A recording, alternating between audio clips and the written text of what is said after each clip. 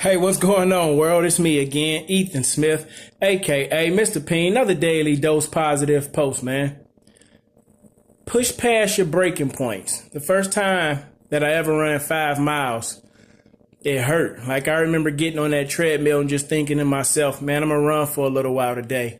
And I started running and everything felt great. And then my knees started to tighten up. My back started to tighten up. And I'm like, I must be at least 2 miles in. But no, I was just short of a mile. I was just short of a mile, and I realized that the more I ran, every time I got ready to hit that mile, my body would start aching. My mind would go somewhere else. I would be ready to give up. I would be ready to give in. But on that particular day, I said, I'm going to push past this soreness. I'm going to push past this pain and see how I felt. Pushing past that pain and pushing past that soreness, it led me to run 5 miles that day. And that was the first time that I had ever ran 5 miles on my own. What am I saying? Our mind, we sometimes cap our mind with limits. We sometimes cap our mind with limits. What do I mean by that? I would tell myself that 2 miles was hard for me. But on the day that I ran 5 miles, I realized every time I run and I hit that soreness and I think I'm 2 miles in, I'm really only about a mile in. So I was able to push past that.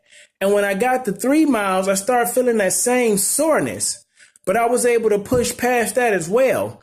And when I continued to push past it, it allowed me to reach one of my goals that I had set, which would be to run 5 miles.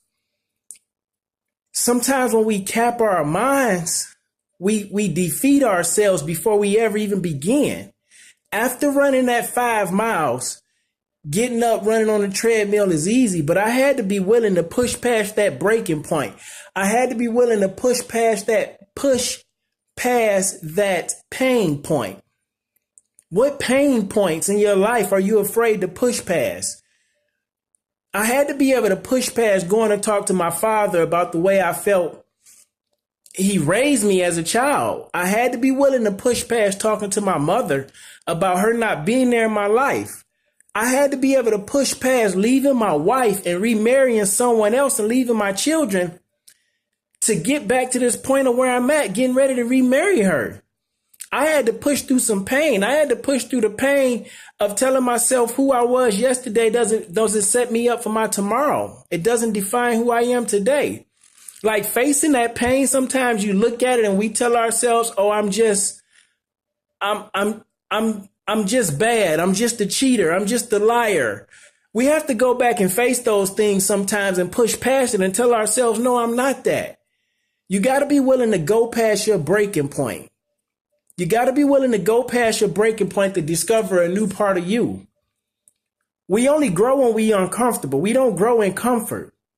So don't be afraid to push past your breaking point. On the other side of your breaking point is paradise, probably. On the other side of your breaking point is a small taste of success. On the other side of your breaking point is a small taste of belief. Never be afraid to push past your breaking point. Because if you don't push past your breaking point will continue to break you in that moment. Abraham Maslow stated, in any given opportunity, in any given moment, we have an opportunity to step forward into growth or step back into safety. You choose. Push past your breaking point, go further into growth in your relationship, in your career, in your relationship with your mother or your father, in your health. Push past the breaking point. Growth. Stepping back into safety, you still carry that hurt. You still carry that pain, that unforgiveness, that resentment. In any given situation, you have an opportunity to step forward into growth or step back into safety. It's your boy Ethan Smith, aka Mr. P.I.E.N, man. Don't be broken, but push past your breaking point. I'm out.